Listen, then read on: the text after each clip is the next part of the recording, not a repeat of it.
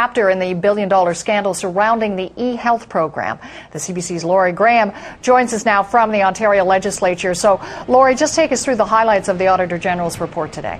Well, Nancy, I can tell you the wind outside the legislature here today is as strong as the Auditor General's report just released inside. Jim McCarter did not find any fraud, any criminal activity, but he did say that it was a case of poor judgment, a lack of accountability, and an enormous waste of public funds. We found in some cases a near total reliance on consultants, especially at the ministry. We noted instances where consultants were influential in hiring other consultants, sometimes from their own firms, and sometimes at rates much higher than we considered appropriate. And some remained on extended contracts for years at a time. I would have to say, if you're looking at the $1 billion, I would have to say that I don't think we got value for money for hundreds of millions of dollars. At the end of the day, the Minister of Health has to have some accountability for it. It's senior management, the Minister of Health. They've got to make sure that basically they've got a good control, they've got a good oversight.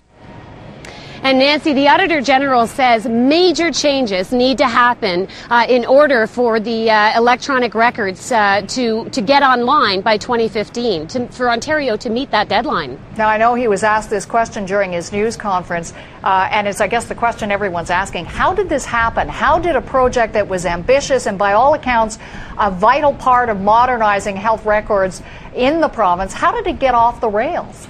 Well, the key that he said, it is a lack of accountability. You have two streams. That's the way he described it. On one hand, you have the Ministry of Health responsible for people's medical records. On the other side, there's an infrastructure that needs to be built. So while these two streams are working, neither is communicating with each other. There's no accountability. You're also dealing with IT, a very specialized area. And so consultants were needed at the beginning. But because there was no accountability, because the CEO, he described, had poor judgment, one consultant was hired after another, and the bottom line is procurement policies, rules weren't being followed, and year after year, costs began to balloon, and practices got out of control, and that's why we are where we are today. Okay, very interesting. Laurie, thanks very much for recapping the Auditor General's report. Laurie Graham at the Ontario Legislature.